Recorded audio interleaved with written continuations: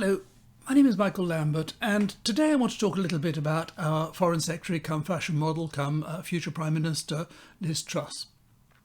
Going to be a little bit rude about her, possibly. I hope you won't mind, but I think it's all justified, as you will hear, I hope. Also today, as a new departure, I'm going to, at the end of the video, I'm going to read out one or two of the comments from people who still believe in Brexit and believe that it was a good idea, just to give you some idea of the flavour of the sort of people who do still believe it was a good idea.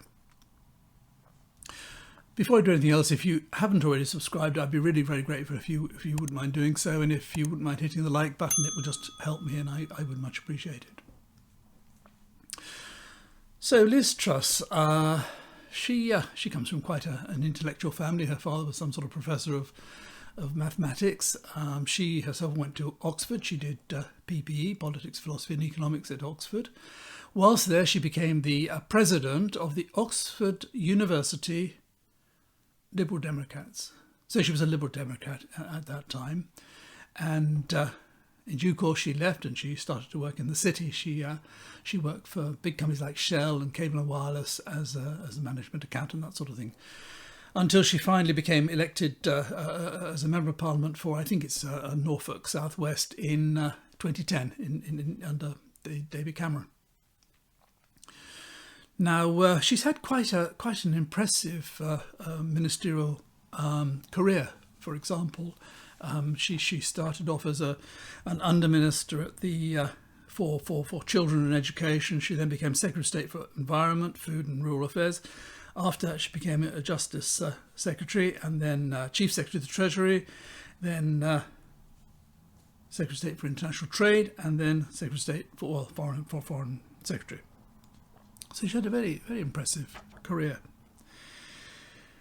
Now, Liz Truss was one of the strongest believers in remaining in the EU. She, alongside Sajid Javid, Alex Sharma, Ben Wallace, Theresa Coffey, Grant Shapps, Brandon Lewis, Simon Hart, and Oliver Dowden. All 9 of them went all over the country telling people we should stay in the EU. They all believed that we should remain in the EU. They're all Remainers. But, like Truss, in order to get into Parliament and to get ministerial positions, they had to completely turn their opinions around. And so, with regard to what was probably the most important decision that we've ever had to make as a nation, they completely turned over, just for the sake of their own careers. It is impossible that 9 people, 9 of the 21 in the cabinet, could suddenly totally reverse their opinion. They'll say, of course, that, well, that's what the people voted for, and therefore we have to go along with what the people voted for. They didn't believe in it any more than Truss did. Now, when Truss was campaigning, I want to tell you some of the things she said, because she was a really passionate Remainer. She said, I don't want my daughters to grow up in a world where they need a visa or permit to work in Europe, or where they're hampered from growing a business because of extortionate call costs and barriers to trade. Every parent wants their children to grow up in a healthy environment with clean water, fresh air, and thriving natural wonders. Being part of the EU helps protect these precious resources and spaces. Now, I don't know whether she cares about her daughters anymore. Maybe she doesn't care that they can't set up a business in Europe, where they can't travel without barriers and complications. I don't know whether she doesn't mind now the fact that because we've left the EU, there's very little control on our water, and Australian-owned and American-owned water companies can just throw their sewage in the rivers and the sea because it's cheaper and they make more profit. I don't know, maybe she doesn't mind about that all now because she's suddenly decided she's no longer a Remainer, she's a Leaver. With regard to trade, she said, Leave cannot name one country we would get a better trade deal with if we left the EU. Well, one of her jobs was as International Trade Secretary. And with this, she was running all over the country, all over the world, trying to get trade deals. She was doing it for 26 months, from July 2019 to September 2021. 26 months she ran around the world getting trade deals, and she ended up with 2 pathetic, miserable deals, one with Australia and one with New Zealand, nothing else. And she also said, when she was campaigning to remain in the EU, she said, "I'm backing Remain as I believe it is in Britain's economic interest and means we can focus on vital economic and social reform at home." That doesn't matter anymore now. We can't concentrate on economic and social reform at home because we're tied up with a collapsing economy, with collapsing exports, with a falling pound, with all the other problems on top of, obviously, the problems which have nothing to do with Brexit, such as COVID and the problem with supply chains and so on. So this complete and utter Remainer suddenly decided she could abandon all her principles, abandon everything. You know, I've never had any time for politicians who cross the floor. I think if you're elected as, say, for example, a Conservative, and you find after a while you can't stand it, you want to leave, and you feel that you would be happier in another party, it is quite wrong, in my belief, to cross the floor. You're betraying your constituents who elected you as a Conservative, for example, and the proper thing to do is to resign and say, "Listen, this is against my principles. I'll stand again for the other party." Likewise with all these people I've just listed. They should all have said, on principle, I cannot now go into government defending something I don't believe in, something I've campaigned against. But no, they're all thinking about their ministerial cars. They all think about their right honourables and their little red boxes. Really pathetic. So small-minded. But somewhere along the line, I think a few months ago, when there was some question of whether or not Johnson was going to get pushed out, and there was the question of whether or not Rishi Sunak would become Prime Minister. And I think a lot of people in the Conservative Party thought, well, we can't really have a brown man, we can't have an Indian as a Prime Minister, whatever next. And so Truss's name came up as an alternative. I mean, it's a pretty shabby crowd to choose from if you look at the present cabinet. I mean, there really is nobody. That's one of the reasons why Johnson is so strong, because there's just nobody to replace him. Anyhow, somebody suggested that Truss would be a good alternative, a good Prime Minister and so on. And so it's completely and utterly gone to her head. She's utterly doolally in self-delusion. And so all she does all the time now is post pictures of herself. I mean, it is truly, truly pathetic. Do you know, I looked on her Twitter account this morning.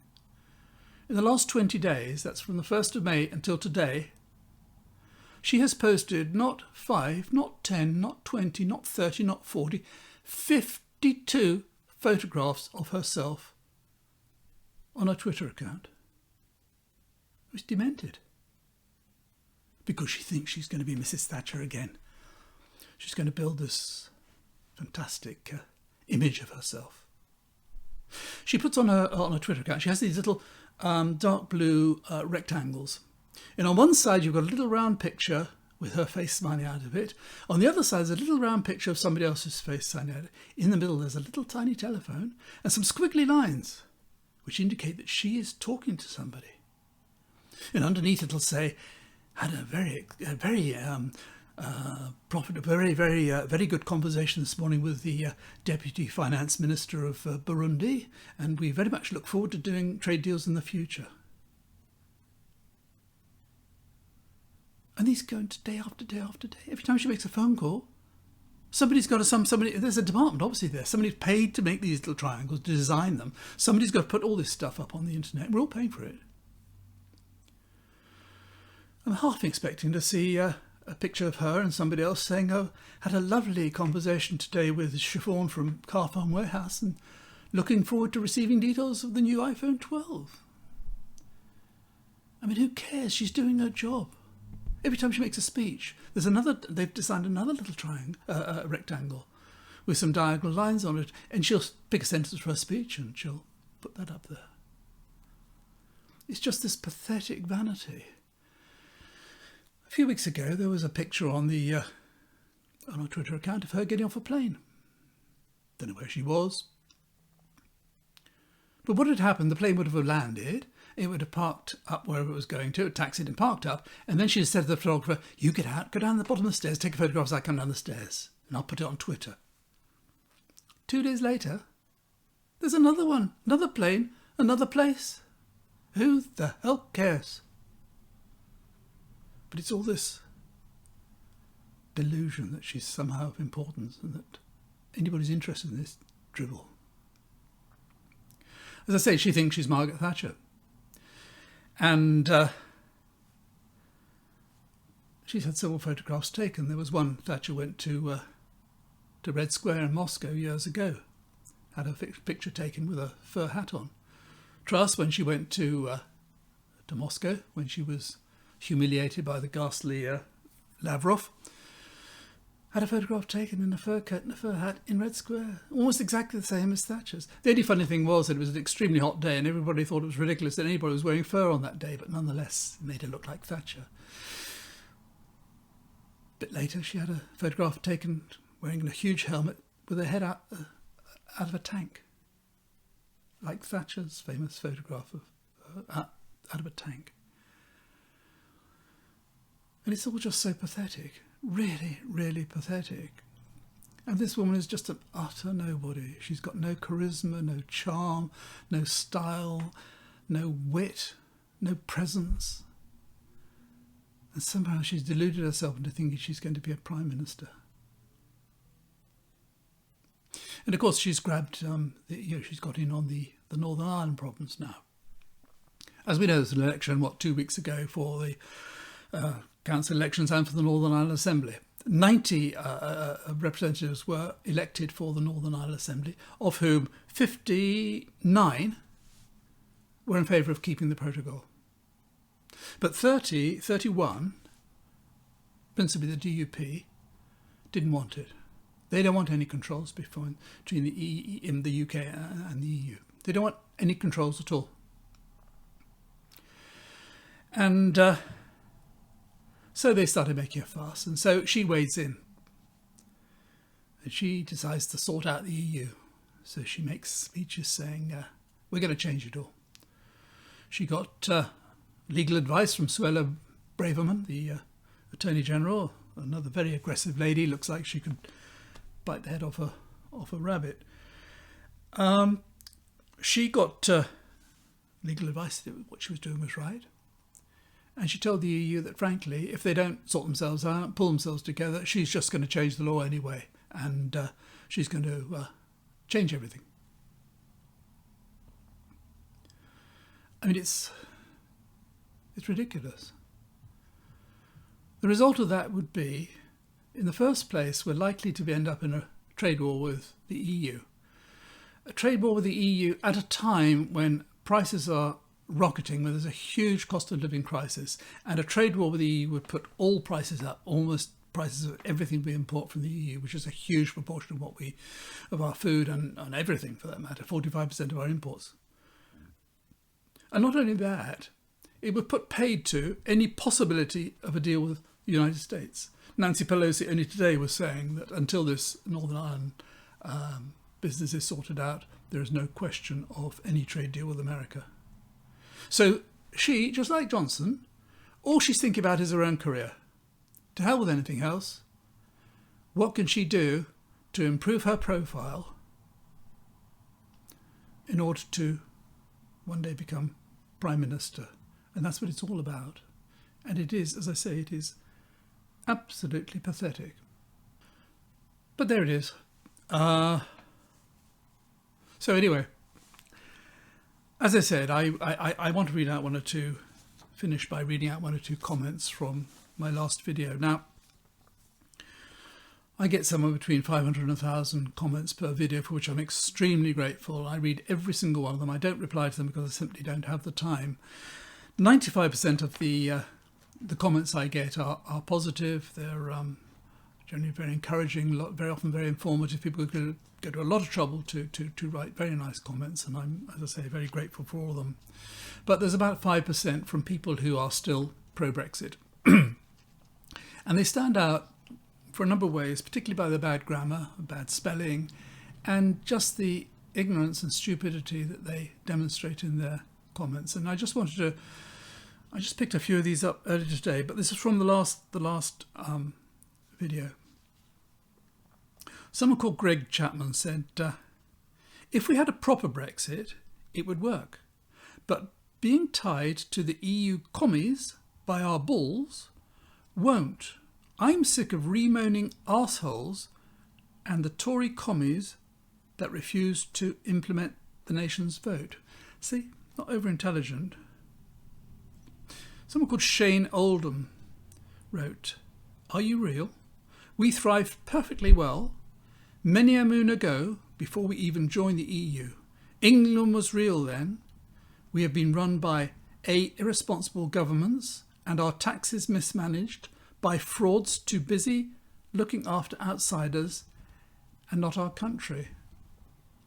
Do you know, all the positive comments you get are perfectly intelligible, properly written. Somebody called Teesside Harry. He doesn't altogether support what I have to say. He says, talking shite. Someone called Bookmark says, what a load of old tosh. Still thinks the earth is flat. Khan Crumb says, Remoners are like nodding dogs. They never stop.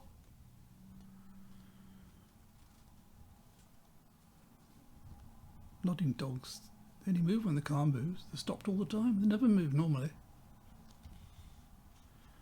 Rob Dubbs, I voted Remain, but what can the EU sell that can't be sourced out of it? Wine, he's put CL after that, for California I presume. Beef, that's from Australia.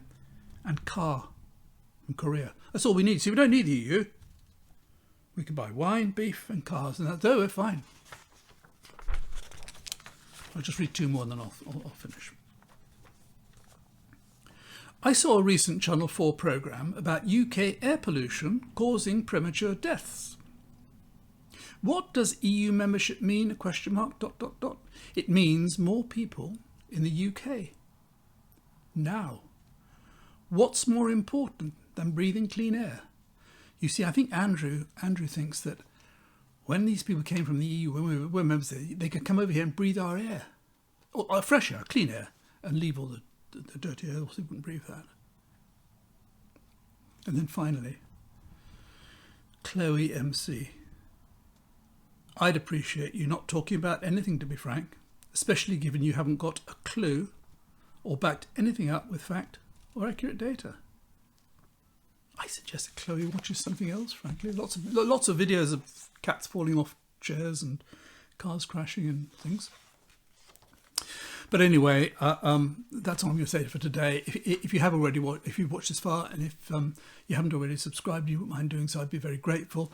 And if you wouldn't mind hitting the like button, I'd also appreciate that very much indeed. So until next time, thank you for watching and bye for now.